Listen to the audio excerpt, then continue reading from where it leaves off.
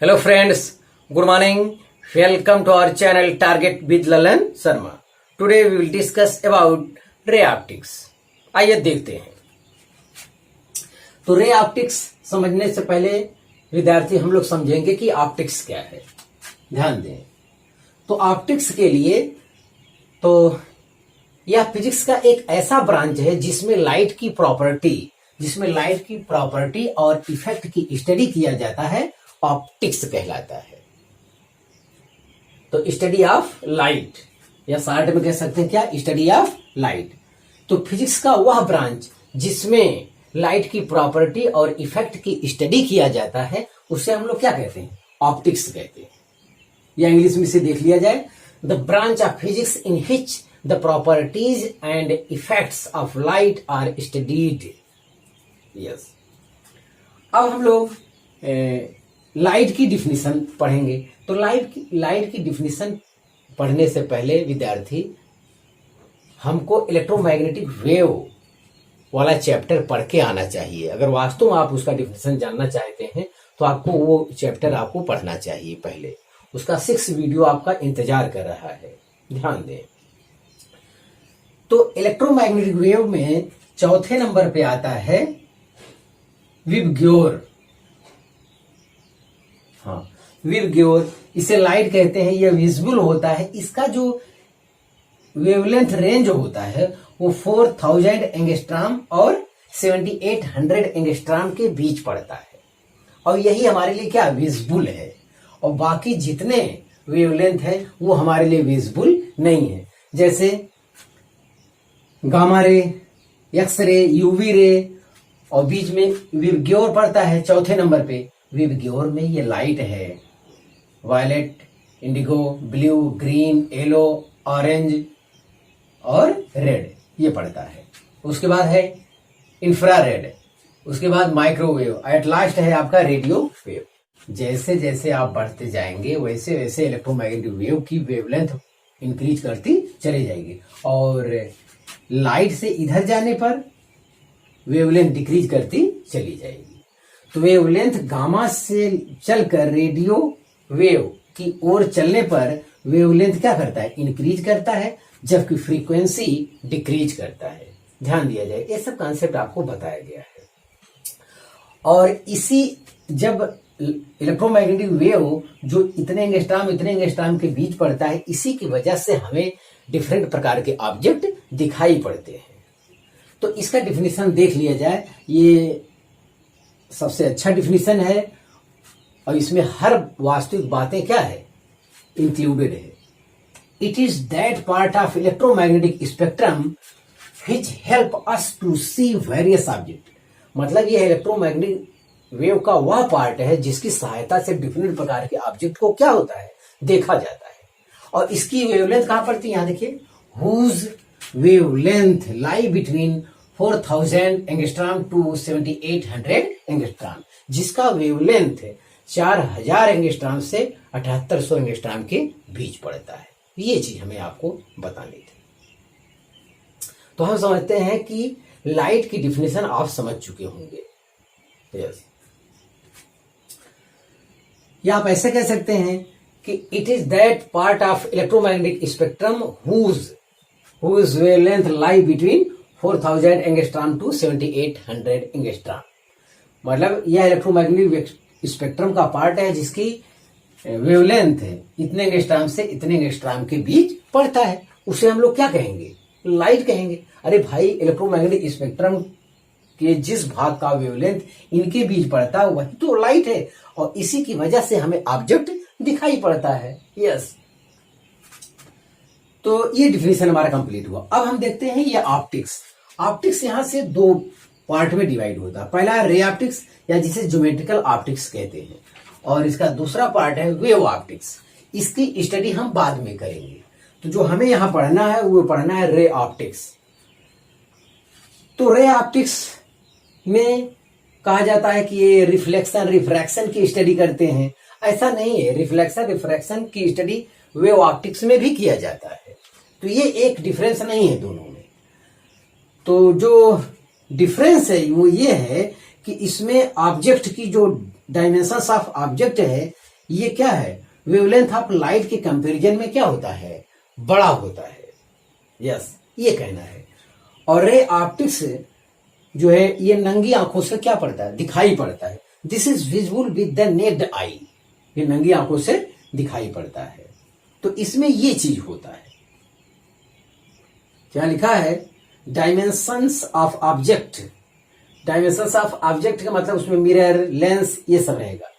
Are much bigger than wavelength of light. Wave optics में देखा जाए, यहां पे डायमेंशंस ऑफ ऑब्जेक्ट है। डायमेंशंस ऑफ ऑब्जेक्ट मतलब यहां स्लिट रहेगा, होल रहेगा। स्लिट मतलब वो ये ब्लेड से आपका खींचा जाएगा, जैसे कांच के जो कलई वाला पोर्शन होता है दूसरी तरफ वाला, उस पर ब्लेड ऐसे मार दिया जाए तो हल्का सा लकीर बन जाएगा, पतला सा, तो वो होता है। और या छोटा सा होल हो, ये सब रहेगा यहाँ पे। तो dimension of object are comparable to wavelength of light. तो लाइट के वेवलेंथ के कंपेरिजन में रहेगा, कोई छोटा बड़ा बहुत ज्यादा नहीं रहेगा, ये बात बतानी है। और वेव ऑप्टिक्स के बारे में आपसे कह रहे हैं कि this is not visible with naked eyes, या नंगी आंखों से दिखाई नहीं पड़ता है। ये चीज आपको जानना चाहिए। एट लास्ट जो आपको बताना है, रे ऑप्टिक्स। तो light way travel in straight line, ये चीज हम लोग पहले से जानते हैं। The path of light is called रे। ध्यान दिया जब विद्यार्थी, यहां ये चीज देखा जाए, path of light, the path of light is called रे। तो ये पाथ ऑफ लाइट है, और रे बताने के लिए आपको बीच में इस टाइप से एरो लगाना चाहिए। इस टाइप से आप एरो ना लगाएं, नहीं तो ये वेक्टर जैसा हो जाएगा। तो वेक्टर में वेक्टर और लाइट रे में डिफरेंस करने के लिए आप ये चीज ध्यान देंगे। तो जो रे लाइट है इसमें आप इस बीच में एरो लगाएंगे, और वेक्टर में एकदम आगे आप लगाते थे। तो ये दोनों डिफरेंस आप करिएगा। तो रे आप इस टाइप से बनाइएगा। यस।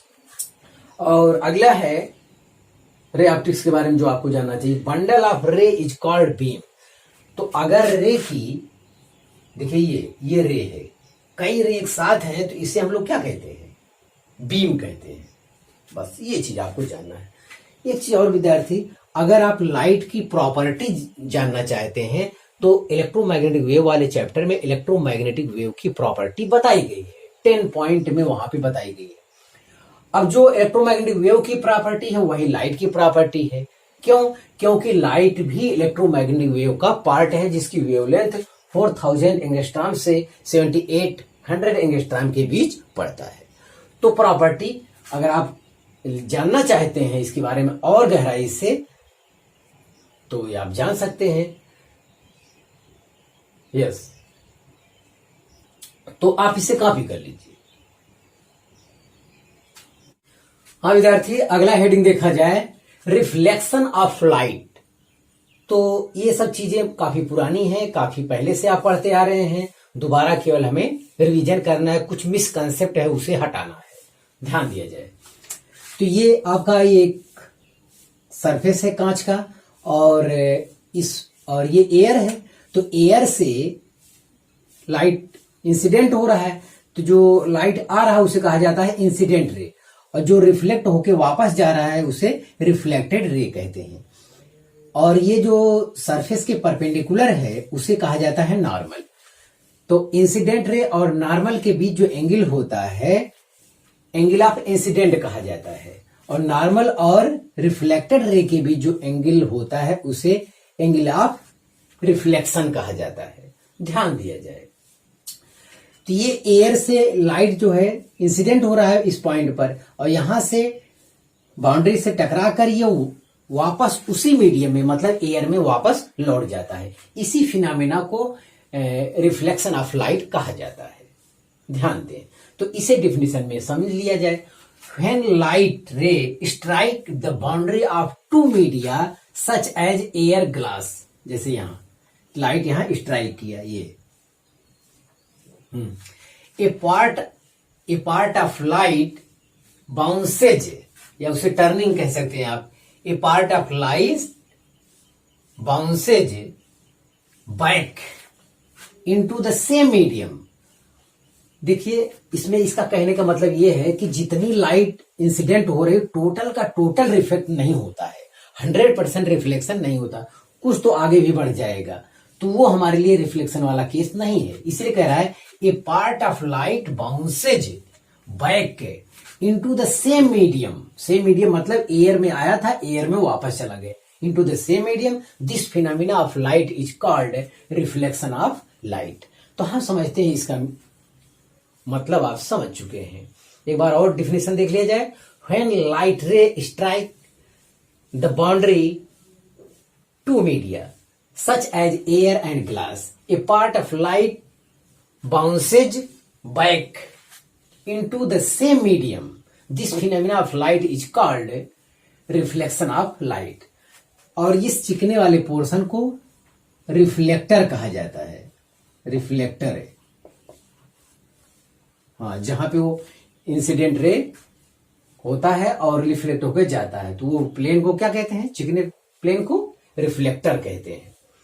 हाँ, ये रिफ्लेक्शन ऑफ लाइट आप दो प्रकार से समझ सकते हैं कि अगर सरफेस क्या है, चिकना है, कांच की तरीके से चिकना है, तब क्या होगा, अगर सरफेस रफ है तो क्या होगा। तो अगर चिकना है तो ये होगा कि जो इंसिडेंट रे पैरेलल आ रही हैं वापस भी पैरेलल जाएंगी, मतलब ये खुद क्या है? पैरेलल। और ये जो वापस जा रही है ये भी क्या है? पैरेलल। ये चीज है। ये अगर स्मूथ सरफेस है इसे स्पीकुलर और रेगुलर रिफ्लेक्शन भी कहते हैं। इंसिडेंट रे भी पैरेलल है, रिफ्लेक्टेड रे भी क्या है? पैरेलल है। तो ये केस होता है। और इसी चिकने की वजह से जब आप आईना देखते हैं तो आपको अपना फेस दिखाई पड़ता है वहां पे, क्योंकि वो बहुत चिकना होता है। इंसिडेंट रे भी पैरेलल होती है, रिफ्लेक्टेड रे भी पैरेलल होती है। ये रफ सरफेस जैसे दीवार या आपका ये बोर्ड ही लिख लीजिए, ये भी रफ सरफेस के अंतर्गत ही आएगा। रफ सरफेस के अंतर्गत आएगा। तो इसमें जो है हमारा फेस नहीं दिखता, बोर्ड पे हमें हमारा फेस नहीं दिखता है। ध्यान दे, दिखता क्यों नहीं है? क्योंकि इंसिडेंट रे यहां पैरेलल तो आ रही, लेकिन रिफ्लेक्टेड रे पैरेलल नहीं है। ये देखिए यहां पे पैरेलल है, लेकिन रिफ्लेक्टेड रे क्या है? Not parallel. Not parallel, reflected ray parallel नहीं है। तो ये रफ सरफेस है, इसे कहा जाता है डिफ्यूज्ड और इरेगुलर रिफ्लेक्शन। यहां पे इसे कहा जाता है इरेगुलर रिफ्लेक्शन। तो ये आपकी जानकारी में होना चाहिए। यस, अभी अब आप पहले से पढ़ चुके हैं, जो कमी है आप दूर कर लीजिए। हाँ, ये चीज शायद आपकी जानकारी में ना हो तो इसे आप ध्यान दीजिए, नाम उसकी जानकारी में होना चाहिए। और रफ सरफेस में ये देखिए रिफ्लेक्शन ऑफ लाइट ये भी है, रिफ्लेक्शन ऑफ लाइट ये भी है। यहाँ पे पैरेलल इंसिडेंट होता है, पैरेलल रिफ्लेक्ट होता है। यहाँ पे पैरेलल इंसिडेंट होता है, लेकिन जो रिफ्लेक्ट होता है वो पैरेलल नहीं होता है। ध्यान दिया जाए। अब हम लोग पढ़ेंगे law of reflection. Law of reflection.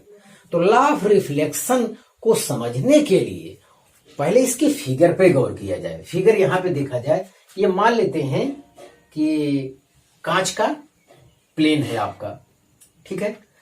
और यहां पे देखिए हम बनाए हैं एक्स एक्सिस और यहां पे बनाए हैं वाई एक्सिस। आप ऐसा कह सकते हैं, ओरिजिन ये ले लीजिए, ये एक्स एक्सिस वाई एक्सिस। यहां पे देखिए इंसिडेंट रे, इंसिडेंट रे को आई आर रिप्रेजेंट करते हैं और रिफ्लेक्टेड रे को आर आर रिप्रेजेंट करते हैं। ध्यान दी, यहां ये आया और गया और ये आपका हो गया क्या? ये नॉर्मल हो गया।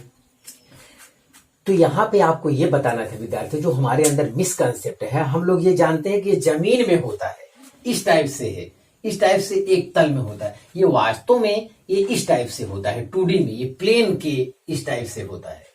तो यहां पे देखिए लॉ ऑफ रिफ्लेक्शन में पॉइंट फर्स्ट कहा गया, incident ray, reflected ray and normal at the point of incident all lie in the same plane. वो सेम प्लेन कौन है? ये एक्स वाई वाला। इस प्लेन में नहीं होता है, इस प्लेन में रिफ्लेक्शन नहीं है ये। तो जी ये पॉइंट ऑफ कांटेक्ट आपका ये हो गया, इंसिडेंट रे हो गया, ये हो गया, नॉर्मल हो गया, ये सब क्या है? इस टाइप से है। ये इसीलिए फिगर बहुत साफ हम बनाए हैं। तो ये एक्स वाई प्लेन में है। यही चीज आपको यहाँ पे जानना था और लड़के इसका मतलब नहीं समझते हैं। फिर एक बार देख लिया जाए, incident ray, reflected ray and normal at the point of incident all lie in the same plane. Same plane मतलब यहाँ फिगर में क्या है, एक्स वाई प्लेन में ये हो रहा है। इंसिडेंट रे, रिफ्लेक्टेड रे और नॉर्मल, ये कितना है, एक्स वाई प्लेन में इस टाइप से। ये इस पे नहीं है, इस पे तो इंसिडेंट रे गिर रहा है इस टाइप से। हाँ, ये चीज हमें आपको यहाँ कंफर्म करना था। और सेकेंड पॉइंट देख लिया जाए, the angle of reflection is equal to the angle of incident that is theta I equal to theta R. यहां लिखा है ऑलवेज। ध्यान दें, ऑलवेज का मतलब ये होता है कि केवल मिरर के लिए, केवल प्लेन मिरर के लिए नहीं होता, स्फेरिकल मिरर के लिए भी होता है। चाहे जहां लेंगे हर जगह के लिए ये चीज क्या होगा, वैलिड होगा। तो ये चीज कहना है। तो angle of incident is equal to होता है एंगल ऑफ रिफ्लेक्शन। तो theta I equal to theta R, ये ऑलवेज वैलिड है। ये चीज आपको ध्यान देना चाहिए, ये कंसेप्ट ऑलवेज का। फिर मैं कह रहा हूं ऑलवेज का यही मतलब है जैसे इस टाइप का सरफेस हो जाए, ये नीचे ये पोर्शन आ जाए, तो यहाँ ये नॉर्मल हो जाए, तो यहाँ पे भी क्या होगा, इंसिडेंट इस टाइप से होगा। तो ये हर जगह के लिए वैलिड है।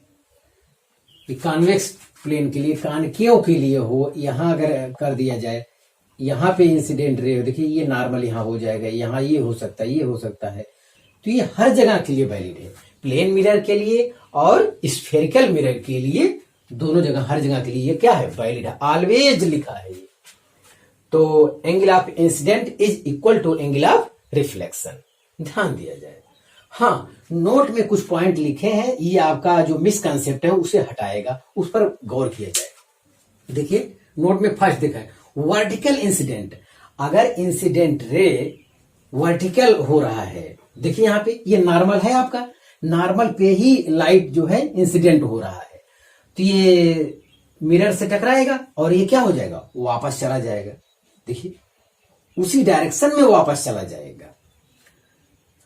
और ये नॉर्मल से जो एंगल, इंसिडेंट रे नॉर्मल के बीच का एंगल होता है वही तो थीटा आई होता है, और यहां पे थीटा आई कितना, 0, ये मिनिमम होता है। ध्यान दें, वर्टिकल इंसिडेंट के केस में एंगल ऑफ इंसिडेंट कितना होगा, 0 होगा, ये मिनिमम होगा। ध्यान दें, वर्टिकल इंसिडेंट के केस में एंगल ऑफ रिफ्लेक्शन कितना होगा, 0 होगा, और माइक 0 होगा और मिनिमम होगा। गलती से लिखा मिनिमम, मिनिमम ध्यान दिया जाए, ये मिनिमम होगा, ये चीज है। तो हम समझते हैं क्योंकि रिफ्लेक्टेड रे नॉर्मल से जितना एंगल बनाता है वही थीटा आर होता है, तो नॉर्मल से रिफ्लेक्टेड रे जो एंगल बनाएगा यहाँ पे फिर क्या बनाएगा, वो 0 बनाएगा। तो ये कंसेप्ट आपको जानना चाहिए। एक होता है बैकग्राउंड इंसिडेंट। बैकग्राउंड इंसिडेंट में मतलब ये होता है कि हमारा ये नॉर्मल है, हम इस टाइप से रे आप इंसिडेंट हमारा आ रहा है, इंसिडेंट रे प्लेन के पैरेलल में इस टाइप से आ रहा है। तो ऐसे केस में क्या होगा, जब इस टाइप से आएगा तो इसी टाइप से आगे भी बढ़ जाएगा। वो नॉर्मल और इंसिडेंट रे के बीच का एंगल लिया जाता है, तो यहाँ पे ये नॉर्मल है, इंसिडेंट रे है, ये परपेंडिकुलर है, तो थीटा आई इक्वल टू क्या हो जाएगा, 90 डिग्री। ध्यान दे, तो एंगल ऑफ इंसिडेंट π/2 ये मैक्सिमम होता है, और ये ऐसे आगे भी बढ़ जाएगा, यहां रिफ्लेक्ट होगा नहीं, सीधे आगे बढ़ जाएगा।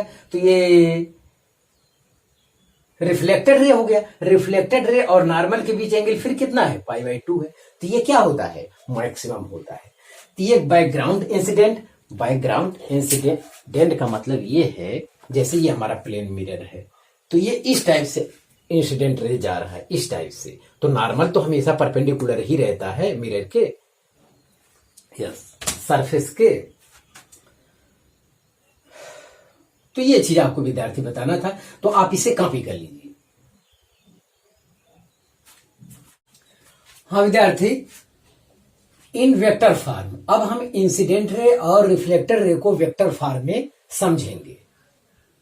तो देखते हैं, तो ये हमारा रिफ्लेक्टर प्लेन हो गया, और यहां पे ये इंसिडेंट रे है और ये रिफ्लेक्टर रे है। आप जानते हैं एंगल समान होता है तो बनाया गया है।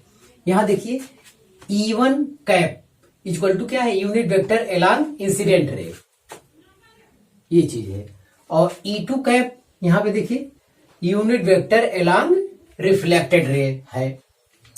हमें ये दर्शाना है कि वेक्टर रिप्रेजेंटिंग इंसिडेंट रे, ये इसे वेक्टर फॉर्म में डिनोट करना है। तो यहां पे ध्यान दें, अगर ये E1 वेक्टर है जिसका मैग्नीट्यूड क्या है, 1 है, यूनिट वेक्टर का मैग्नीट्यूड क्या है, 1 है, तो ध्यान दें, तो इसका ये कंपोनेंट डिवाइड करेंगे, इसका ये कंपोनेंट इसी डायरेक्शन में हो जाएगा E1 cos थीटा, और इसका एक कंपोनेंट इस डायरेक्शन में हो जाएगा E1 sin थीटा, यहां पे, ठीक।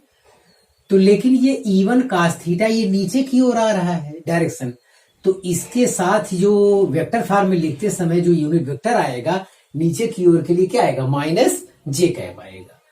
अब ये देखिए ये इस डायरेक्शन में जा रहा है, ये डायरेक्शन पॉजिटिव होता है, तो E1 sin theta I cap हो जाएगा वेक्टर फॉर्म में लिखने के लिए। तो हम समझते हैं आप ये हमारा मतलब समझ चुके हैं। वास्तव में अगर देखा जाए तो इसे अगर आप आगे बढ़ाएंगे तो ये फोर्थ कोऑर्डिनेट पे पड़ेंगे, क्या पढ़ेंगे, तो ये थीटा इधर वाला थीटा पड़ेगा, तो ये 90 माइनस थीटा पड़ेगा, तो 90 माइनस थीटा cos थीटा इधर हो जाएगा, बाद में फिर साइन हो जाएगा, यही केस आ जाएगा।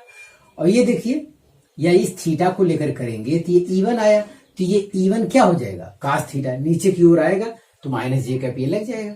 और इसका ये कंपोनेंट है E1 sin थीटा इस डायरेक्शन में जाएगा, तो ये पॉजिटिव वाला डायरेक्शन होता है, तो ये आई कैप यहाँ पे लगेगा। कहीं से भी सोचेंगे आपको सुंदर मिलेगा, ध्यान दिया जाए।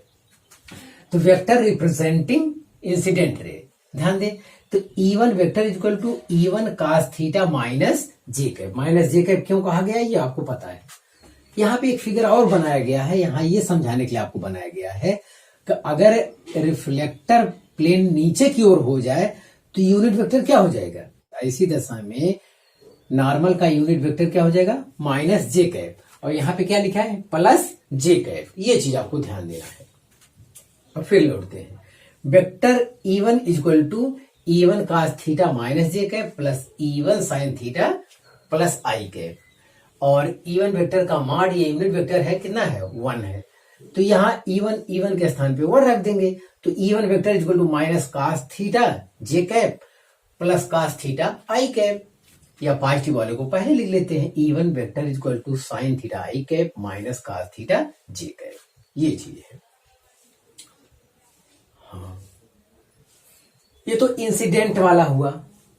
और इसी प्रकार हम क्या लिख सकते हैं, वेक्टर रिप्रेजेंटिंग रिफ्लेक्टेड रे, तो उसके लिए देखते हैं E2 के लिए।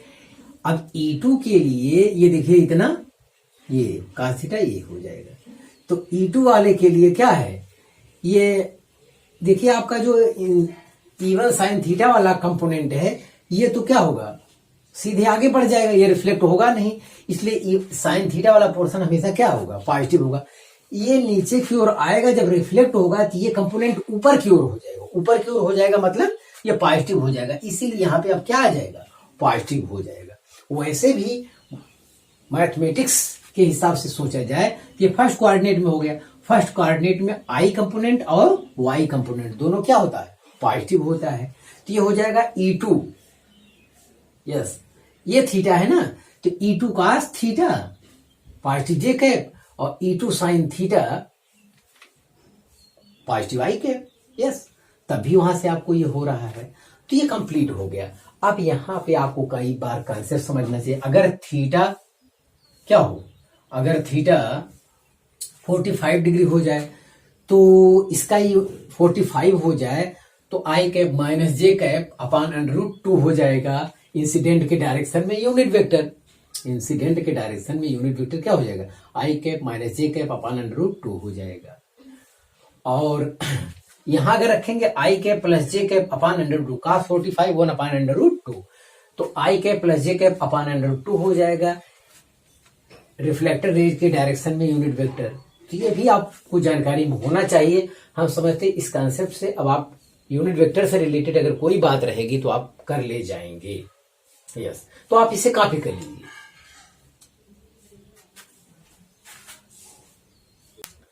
हाँ विद्यार्थी, अगला हेडिंग देखा जाए एंगल ऑफ डेविएशन, इसे छोटा सिग्मा से रिप्रेजेंट करते हैं।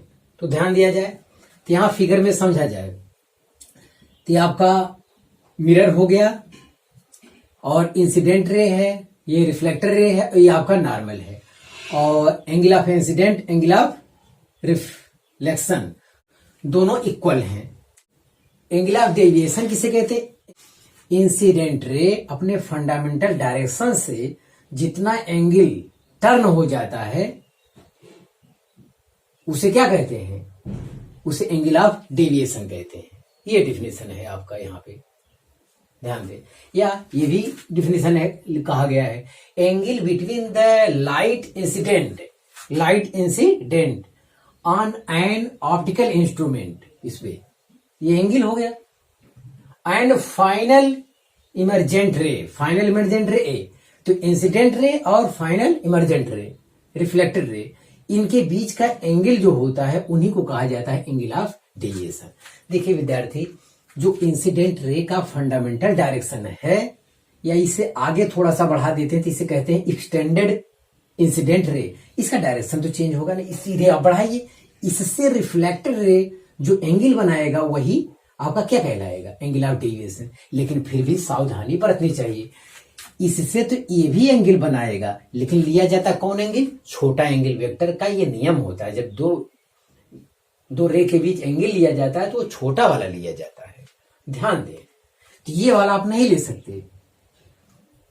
तो एंगल ऑफ इंसिडेंट के फंडामेंटल डायरेक्शन और एंगल ऑफ रिफ्लेक्शन के बीच का जो स्मॉल एंगल होगा वही हमारा क्या कहला जाए? Angle of deviation. या इंसिडेंट रे अपने फंडामेंटल डायरेक्शन से जितना एंगल टर्न हो जाता है उसी को कहा जाता है एंगल ऑफ डेविएशन। सब समझ चुके हैं। अब न्यूमेरिकल कैसे लगाया जाएगा? तो विद्यार्थी हमेशा इस टाइप का मिरर नहीं रहेगा, कभी तिर्यक कर देगा। तो आपको जो है विश्वास होना चाहिए। हमें पहला काम है कि प्लेन के परपेंडिकुलर एक नॉर्मल खींचना चाहिए, पहला काम तो ये करना चाहिए। इंसिडेंट रे को आगे बढ़ाइए, वहां से रिफ्लेक्टेड रे के बीच का एंगल ढूंढिए, छोटा वाला एंगल, वही हमारा आंसर हो जाएगा। तो ये तिर्यक करे चाहे जैसा करे, हमें कोई फर्क पड़ने वाला नहीं है। बस विश्वास से अपना काम करते जाइए, ध्यान दें। अब इस फिगर के लिए देखा जाए, एक्सटेंडेड इंसिडेंट रे ये हो गया, ये टोटल तो 180 हो जाएगा, जिसमें ये 2 थीटा हो गया। तो 180 में से अगर ये 2 थीटा एंगल निकाल दिया जाए तो हमें क्या मिल जाएगा? एंगल ऑफ डेविएशन मिल जाएगा। वही पे हम आप किए हैं यहाँ पे। तो 180 माइनस 2 थीटा, 180 को पाई लिखा रहता है तो पाई माइनस 2 थीटा। यहाँ एक और समस्या है, डायरेक्शन। यहां से देखिए, हमने जो डायरेक्शन का चुनाव किया वो किधर किया है? ये एंटी क्लॉकवाइज है। तो यहां लिखा है ACW। सावधानी पूर्वक देखा जाए, यहां लिखा है एंटी क्लॉकवाइज डायरेक्शन, ACW। देखिए यहाँ पे इस टाइप से डायरेक्शन, इस टाइप से। तो हमेशा एंटी क्लॉकवाइज नहीं होगा, जैसा कि यही चीज फिगर बी में देखिए क्या होगा। अब ये हमें इंसिडेंट, हमारे लिए ये इंसिडेंट रे है, वही सब केस है। इंसिडेंट रे अगर ये है तो ये रिफ्लेक्टेड रे अगर ऐसा है। तो अब इंसिडेंट रे को आगे बढ़ाएंगे, एक्सटेंडेड इंसिडेंट रे या फंडामेंटल इंसिडेंट रे अपने रिफ्लेक्टेड रे के जितने एंगल रिफ्लेक्ट होता है उसी को कहा जाता है एंगल ऑफ डेविएशन। तो यहां तो ये सिग्मा हो गया। अब देखिए यहां से इसका डायरेक्शन क्या है? यहां से इसका डायरेक्शन क्लॉकवाइज है, CW। अब भी वही चीज है, 180 माइनस 2 थीटा, लेकिन डायरेक्शन क्या होगा? क्लॉकवाइज। तो क्लॉकवाइज डायरेक्शन के बगैर आपका ही इसका कंसेप्ट अधूरा हो जाएगा, आपका गलत हो जाएगा। मान लेते हैं आंसर आ गया, लेकिन उसमें डायरेक्शन ऑप्शन में 2-2 दे दिया तो आप कंफ्यूज हो जाएंगे। तो डायरेक्शन का ज्ञान भी होना चाहिए। तो इंसिडेंट रे फंडामेंटल डायरेक्शन से जितना एंगल टर्न होता है उसी को कहा जाता है क्या? Angle of deviation. ये ध्यान देना है। और ये एंगल हमेशा एक्सटेंडेड इंसिडेंट रे से लिया जाएगा, रिफ्लेक्टेड रे के बीच होगा, और ये छोटा एंगल लिया जाएगा। ये भी आपको सावधानी बरतनी है। तो ये क्लॉकवाइज हो गया। चलो इतनी बात होगी। अगर कोई सवाल ऐसा दे दे जेई वगैरह में जैसे आएगा कि आफ्टर मेनी टाइम रिफ्लेक्शन, मतलब कई बार रिफ्लेक्शन होगा तो कई बार क्या होगा? डेविएशन भी होगा। तो ऐसी दशा में पूछा जाए तो नेट डेविएशन एंगल क्या होगा?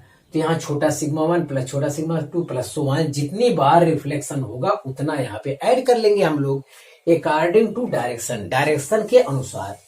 अब आपको यहाँ ध्यान देना, जैसे ये एंटी क्लॉकवाइज आया तो इसकी वैल्यू लिखिए और एंटी क्लॉकवाइज लिखिए, ये क्लॉकवाइज आया इसकी वैल्यू और क्लॉकवाइज लिखिए, ऐसे लिखते चले जाइए। अब एंटी क्लॉकवाइज सब जोड़ लीजिए, फिर क्लॉकवाइज जोड़ लीजिए, तो ज्यादा वाले में से कम वाला क्या कर दीजिए, घटा दीजिए, ज्यादा वाले में से कम वाला घटा दीजिए। तो वहां निगेटिव नहीं लिखना है, तो जो आएगा वैल्यू, जो आएगा एंटी क्लॉकवाइज एक तरफ क्लॉकवाइज एक तरफ, तो ज्यादा वाले में से कम वाला घटाइए, जो ज्यादा रहेगा उसी का डायरेक्शन लास्ट में क्या होगा, इफेक्टिव होगा। जैसे क्लॉकवाइज वैल्यू ज्यादा आ रहा है तो लास्ट में आंसर लिखेंगे क्या, क्लॉकवाइज डायरेक्शन। तो इस टाइप से सावधानी बरतनी है।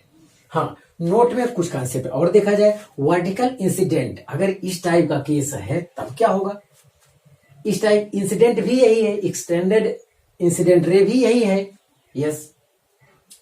और ये टकराया फिर वापस लौट गया, टकराया और वापस लेट गया, तो देखिए इंसिडेंट रे का फंडामेंटल डायरेक्शन और रिफ्लेक्टेड डायरेक्शन के बीच का एंगल होता है, तो इंसिडेंट रे का फंडामेंटल डायरेक्शन और रिफ्लेक्टेड डायरेक्शन तो कितना हो गया, 180 हो गया। अरे भाई आया, जैसे ये देखिए ये आ रहा है, ये 0 एंगल हो गया, अब लौट के वापस जा रहा है तो कितना हो गया, 180 हो गया। इसीलिए वर्टिकल इंसिडेंट की डायरेक्ट कंडीशन में angle of deviation equal to pi हो जाएगा। हाँ, यहाँ एक चीज ये कंफर्म नहीं है कि ये क्लॉकवाइज लिखा जाए या एंटी क्लॉकवाइज, दोनों सही है, क्योंकि दोनों से इधर से लेंगे चाहे इधर से लेंगे चाहे इधर से, दोनों में 180 ही बनाएगा। तो क्लॉकवाइज एंटी क्लॉकवाइज यहाँ एक मायने नहीं रखता है, लेकिन वैल्यू तो मायने रखता है, ध्यान दिया जाए तो ये आपके लिए। अब एक है बैकग्राउंड इंसिडेंट, मान लेते इस टाइप से इंसिडेंट रे हो तो इसी टाइप से वो आगे चला जाएगा, तो ऐसी दशा में एंगल ऑफ डेविएशन कितना हो जाएगा, 0, यस, क्योंकि इंसिडेंट रे का डायरेक्शन और रिफ्लेक्टेड रे के बीच का एंगल होता है, तो ये दोनों क्या है, एक ही डायरेक्शन होने की वजह से इनके बीच एंगल क्या आएगा, 0 आएगा। तो विद्यार्थी हमें इतना कंसेप्ट बताना था, आप इसे कॉपी कर लीजिए। हाँ विद्यार्थी, आज बस इतना ही, आप मेहनत से पढ़ाई करते रहिए, ऑल द वेरी बेस्ट।